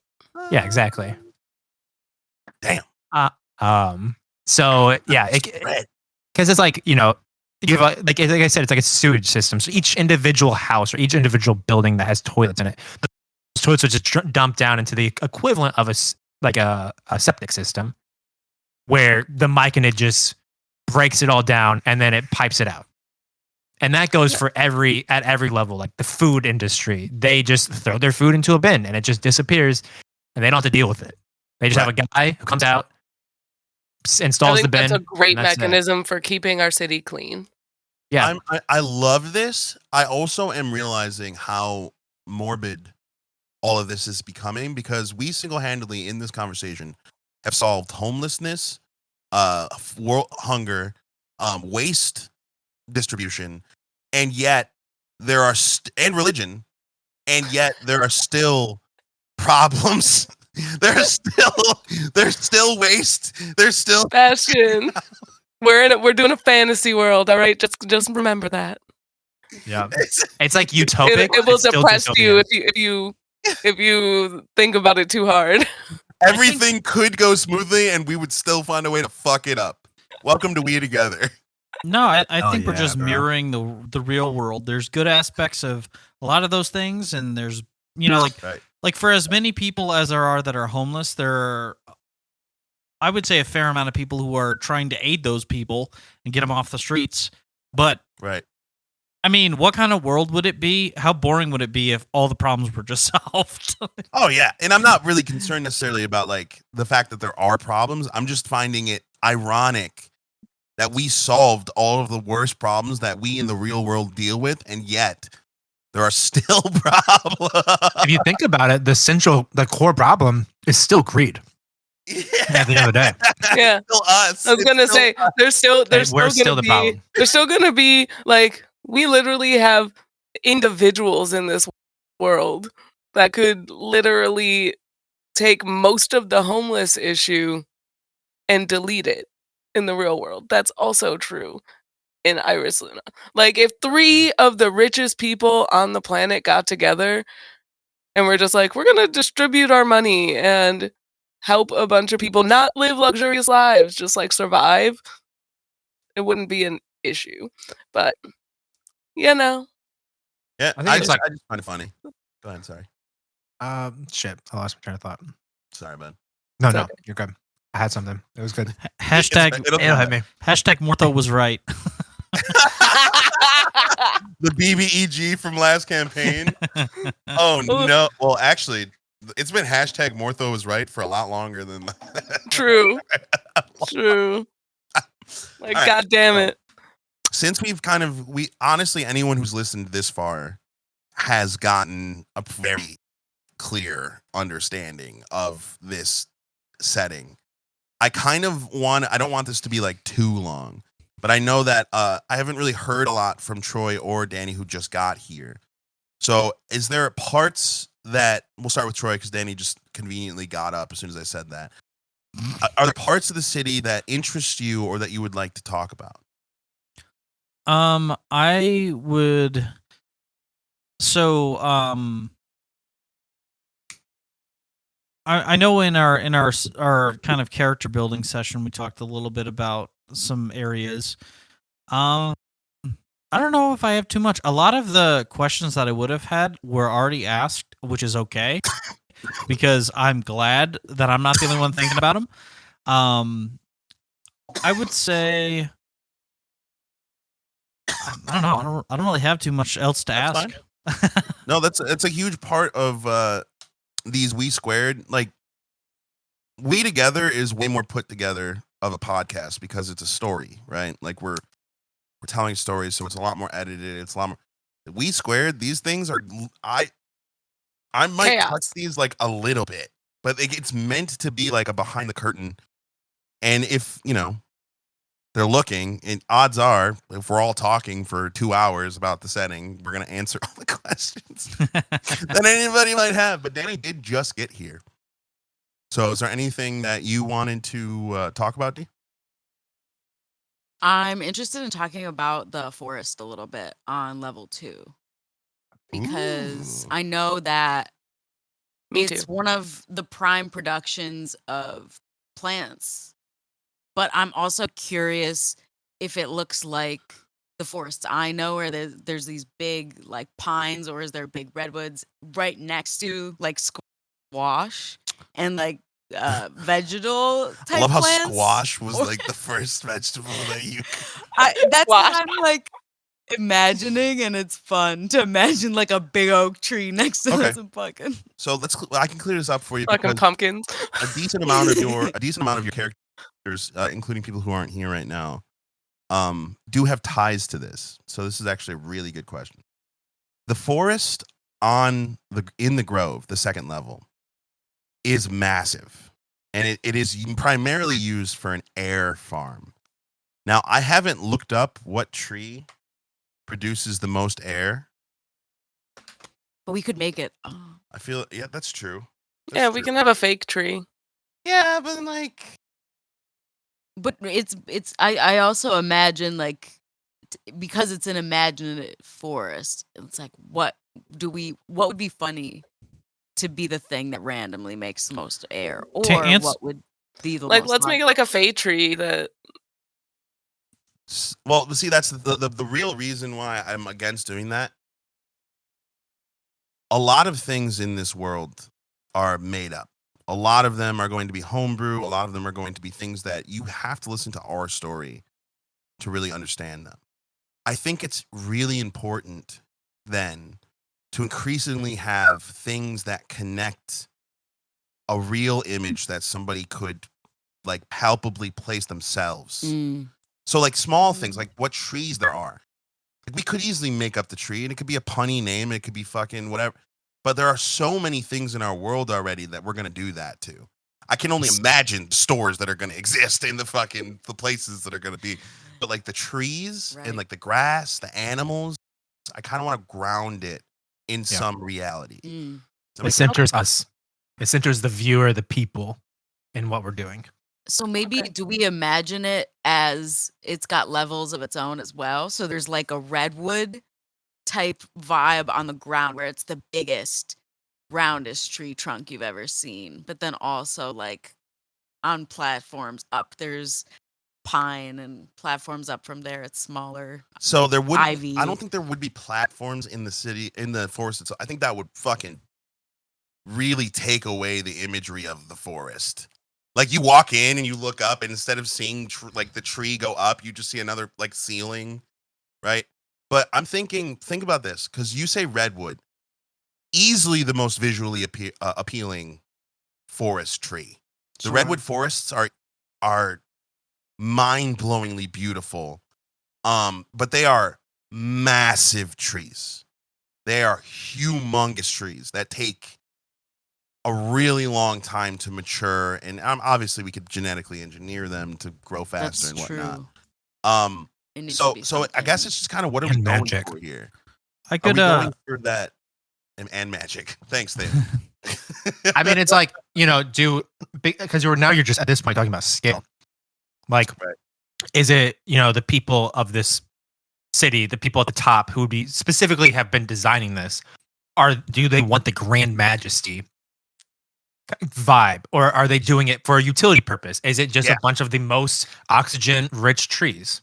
Can I I sneak in? feel yeah, I So- feel like the second level should be more utility based.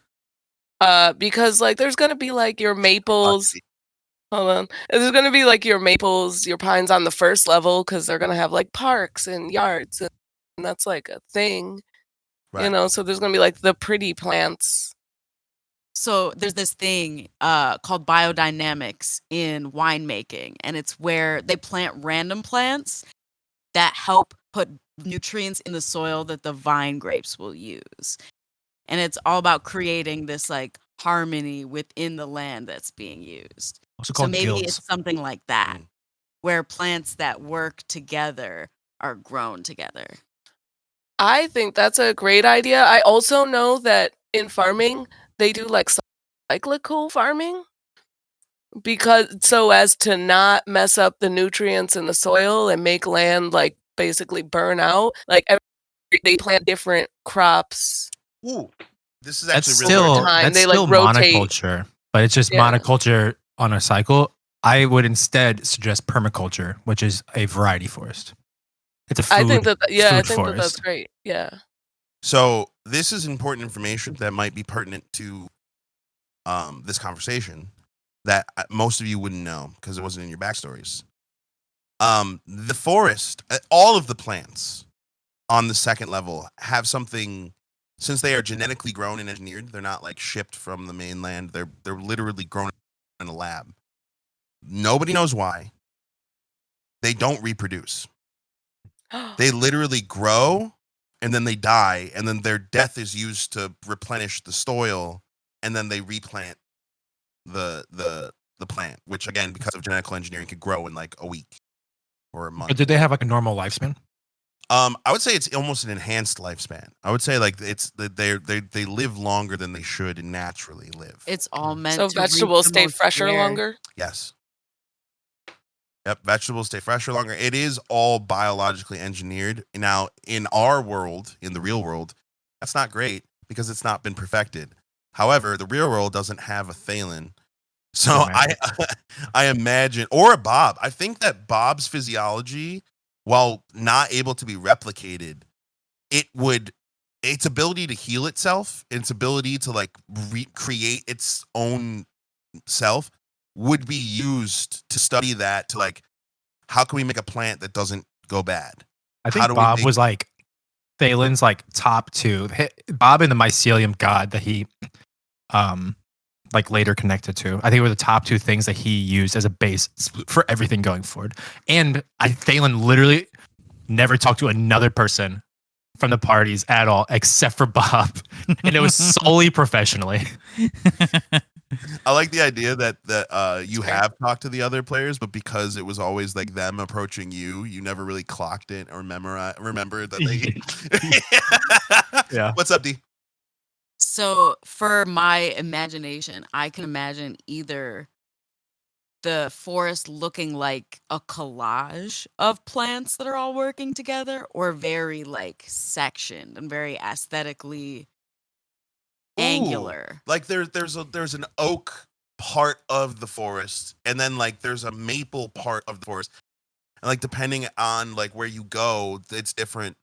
That actually, I like that better than them all being mixed together like next to each other, because then like it not only gives you landmarks, so when you're in the forest, like it's easier to know where you are and what's going on, but also like the cultures that would because people live in them. Like there are people that maintain the forests and like they live there. So like if someone who takes care of Douglas firs and someone who takes care of maple trees, they would have two different ways of life based on that. Just gives me an excuse to make Canadians a real thing. And what if it's like a gradient? Hey, what you talking about? What you talking about? We just want to say sorry to everyone listening at home. Sorry. Sorry, D. What were you saying? What if it's like a gradient of density? So when you first are entering the forest, there's all of the like ankle length type things, and then gradually gets into the bigger, more massive trees. I like that. So it kind of sticks to the theme that we've got going on of circles. Yeah, I like that too. But I think it should like there should still be like there's still like a part of level 2 that doesn't have, it's not all forest, right? Yeah, no. There, it's like think about it. I'm working on maps right now. If you guys want to see, Because I think. Oh, I did have a question. Where would we put a museum? anywhere you want. What kind of museum? For artifacts? On Iris Luna? Would it be on level 1? Artifacts is giving historical. Well, it's giving if- political. If there's tourism on level 1, I would imagine it would remain on level 1 because no one's going to go to like no one's going to go to the grind and be like, "Hey, let's go check out the history museum." Right. Honestly, I would say They that have a I would say fantastic history. I would say museum level up in the 1 rubble. level 1 makes the most sense for museums that are actually like science museum or like, you know, stuff like that. Level 3 would make the most sense for like a tourist attraction or like, you know how LA has the murder museum? That would be Well, on the 3rd floor. like could do that. we talked about it during my character creation. I'm sure you know what I'm getting at. Oh yeah. That you would more likely, if I'm being perfectly honest with you, to start, you're probably going to think the 3rd floor and then it'll evolve to the 1st floor. And then it probably will evolve to we have to go to the mainland. Like that's just kind of like the natural evolution of that. So I would say I would say like you definitely believe you need to be on the 3rd floor. Okay. This Ooh. picture is awesome. Charles, the vibe. He posted a picture of a forest. Like It's that. almost exactly what I was thinking. that's what I'm That's like- imagining, Charles. That's permaculture. Like Oh just looked yeah, at that's beautiful. permaculture concept art, but yeah, it's like a food forest. It's supposed to mimic nature, but enhanced by design. Basically, Yes. you enhance it by like what you were talking about earlier, where you plant companion plants with the grapes. That's called guilds. You basically find a guild of plants that operate well together. You plant them together. That's permaculture. Like, and it's like smaller form. Hell yeah, you are gonna have to help. Actually, I don't think any of you guys are really nature focused on Friday, which is hilarious because I'm pretty sure everyone on Sunday is nature focused. All right, so I sharing my Hippies. screen, and this is I just saw that. this is only concept art right now because I'm still trying to get a good map. I haven't gotten one I'm happy with. These take a long time to fucking make. But like you see all the green. Mm-hmm. That is all just agriculture. And that giant cluster of green in the top right is where I'm planning to be the forest. I'm trying to get it so that whole section is green. But you see all of the gray, that's buildings. That's people living there. Mm. And while You're gonna do each of one of these for each level. Is this like level 2? yes, I have one Okay. for level 1 so far that I'm enjoying. I think level 1's the only one I have finished right now.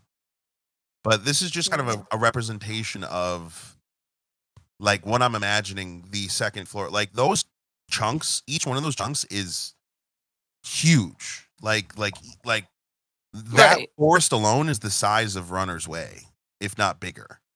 But there's plenty of buildings there. But too. there are also plenty. Now, I want the aesthetic of the city to change drastically as you go from floor to floor.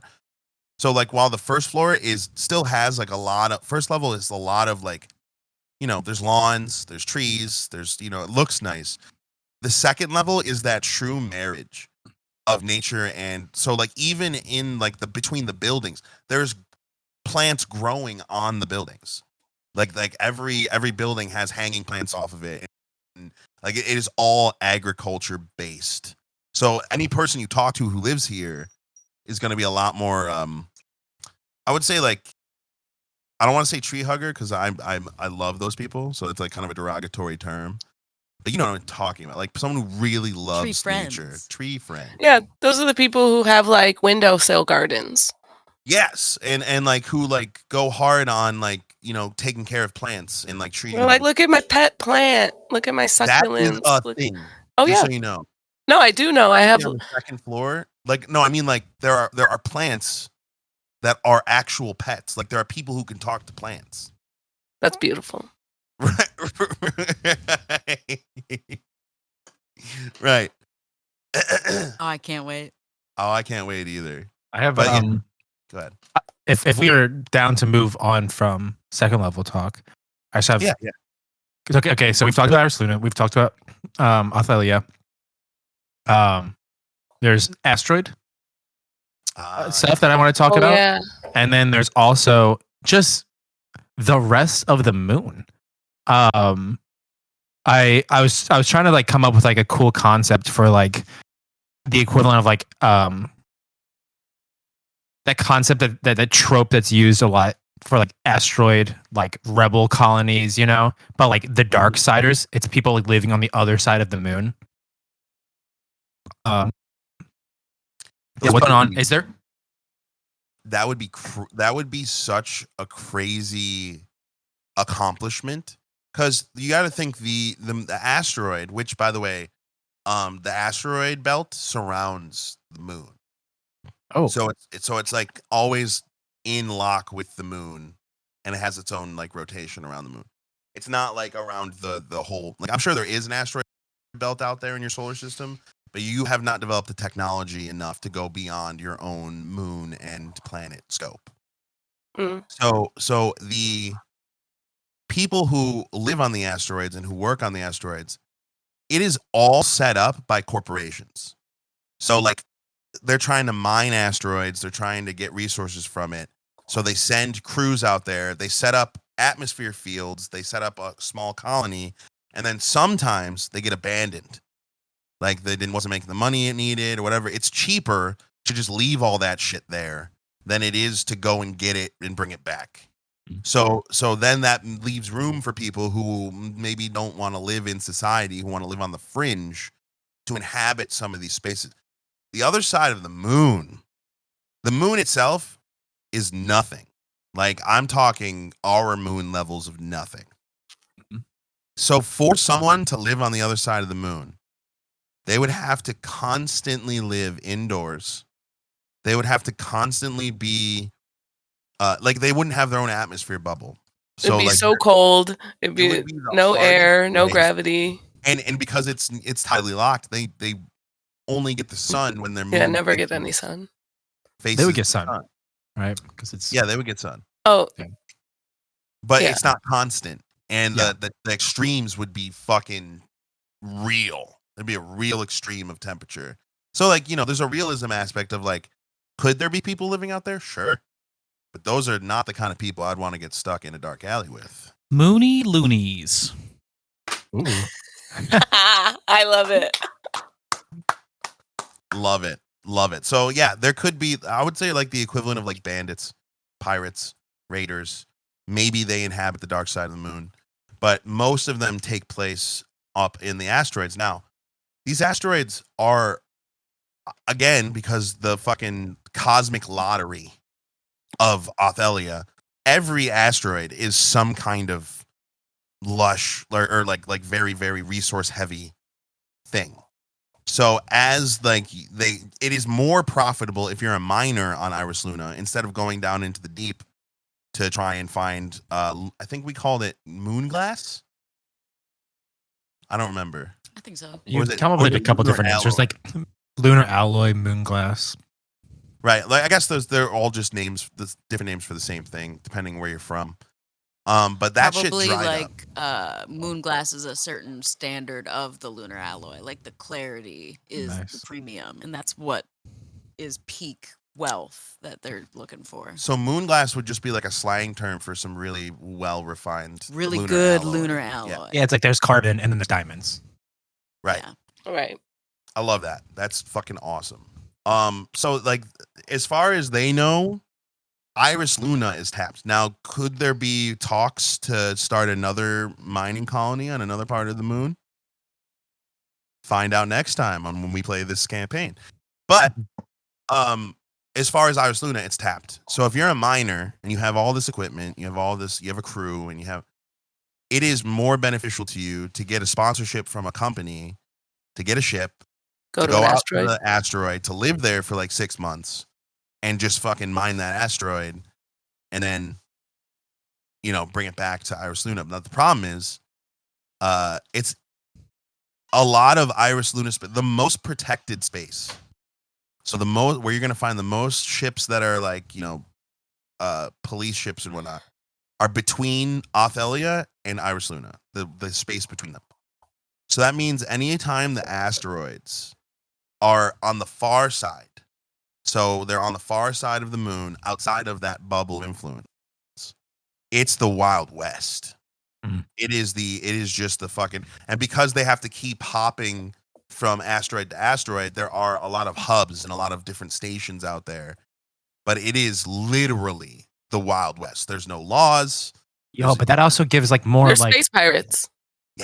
that also gives more like basis for the dark side of the moon because it's on the opposite side of the policed place, but it's always where like it's always going to be a central drop point where they can go, and maybe they wait for certain parts of the belt to swing back around, so they have a hub on the dark side. So you want and then to they hop over. You want to have a Nassau on the dark side of the moon, that like pirate haven, a pirate haven, bro. Yeah, but hey, the dark side. As far as Darksiders? you know, and as far as anyone knows, that does not exist. What are you talking about? I have no idea what you're talking about. Actually, that's a really cool concept. And now we're getting into like light, because I mean, like dark side of the moon. It's not literally the dark side of the moon. It gets light. It's we don't see it. But for the relationship between the people on the mainland and the people on Iris Luna, with the like moon cycles, could be really interesting. Where like, because light is so important on Iris Luna. It's like it's integral for a lot of their life, right? The sunlight, but it's very cyclical. It's the moon cycles, and the people on Othelia can physically see that anytime. I think there's got to be like a whole like dichotomy in that relationship that's really interesting. Like a whole like I don't want to get into astrology stuff, but I feel like there's like some astrology shit that like has like almost more like tangible merit in that relationship. And that's where like you can kind of bring in magical concepts that kind of tie into this. There might like even tonight be is a full moon. The people of Iris Luna, whatever. Well, then it comes down to like, and again, we're getting into territories now, like with the pirate haven and everything. These are fantastic ideas, but I'm not going to confirm or deny their existence until we start playing the game. But like we're talking about gods, and we're talking about these like holier powers. There could be a whole mainland thing of people who worship the moon and worship whatever the god of that would be, right? Like, and so like, how does that tie into the cosmic level of like power and magic and all of that? Like how moon cycles could tie into that in certain. That's actually kind of fucking cool, because that's like a little bit of like Avatar-y, where like, you know how you have like the comet, all of a sudden firebenders are like fucking shooting fire out of their ass for no reason. Like that's a really cool concept. There could be like, there's Lunarians, like the people of Luna, and then there's Lunarians, the people who believe in the god that is Luna, and their catchphrase is Luna watches, because the eye is always watching. A Lunarian, a person born in Iris Luna, would insist you Call them Lunarians. And Lunites from the Lunite religion would insist you call them Lunites. So it's the separation between Lunarians and Lunites. because Yeah. they don't Like they don't cringe. connect, Cringe. right? What? Don't We do don't not put us- associate with those guys. Don't put us with that. Don't put us with the guys that. One girl asked me. She told me I'm a Virgo. I don't know what that means, but then she blessed me, and my day's been shit since. So I don't really You just know. kept what's talking going about on moon there. cycles. I don't understand. It's just fucking dark here. It's just fucking nighttime. nighttime. Dark here. They're in the block. It's like, what's the sun? What the fuck are you talking about? There's been sun here in 20 years. Like, Don't be weird. Don't be weird. Oh man, that's gonna be a huge thing too. Is like, because all of you, in one way or another, chose to play a societal quirky person. Like, you're not gonna fit into every group that you run into. And while I think that that's gonna make for some very compelling role play, I am interested to see how much, because like that's the real question I'm kind of leaving with today. The things you guys have given me to think about. Send me those notes, please. Just send Gonna them to the need it. chat, please. Can I just stop taking notes at some point? Did we just Yeah. become the Breakfast Club? Literally though, like that's not even a fuck. That is the most spot on analogy for both of your parties. It's not even funny. But the thing is, like, how much am I going to play society off of that? Like, how much of society has, like, how much does someone care if you're being normal, or how much does society care if you're being weird, right? Like, that's going to be a really big part of this, is like your guys' place into the society, which is why this episode was such a good episode to have, because it gives me insight on what you guys are even like expecting or looking for, or, and as characters who have grown up or lived in this place, your perspective is invaluable to like this kind of how I want to piece it together. So now my job is to connect you guys to what we've talked about today. And like, that's like, I feel a lot more secure in this. And I am like drooling literally right now, thinking about all of the things that we're going to get up to in this goddamn city, bro. I'm excited. And this is just Iris Luna. Like, there's potential to go to the mainland, and you know, we'll have episodes about that where we'll talk just about New Felheim, and we'll talk just about the other 4 cities. But I do feel like, as far as an episode about Iris Luna, unless anyone has anything to add, this has been a banger. This is already a 2-hour long edit for me. I'm happy. Yeah, Happy? I'm content. I'm I'm good. very happy. This has been an awesome world building episode. If you guys like these kinds of things, please stay tuned. We² is all about that kind of stuff. We're giving you guys exclusive looks to the behind the curtain, so to speak. So this has been a hell of a lot of fun, and I think this is where, my friends, we say goodbye. Bye. Bye. GG. Yeah. Jeez.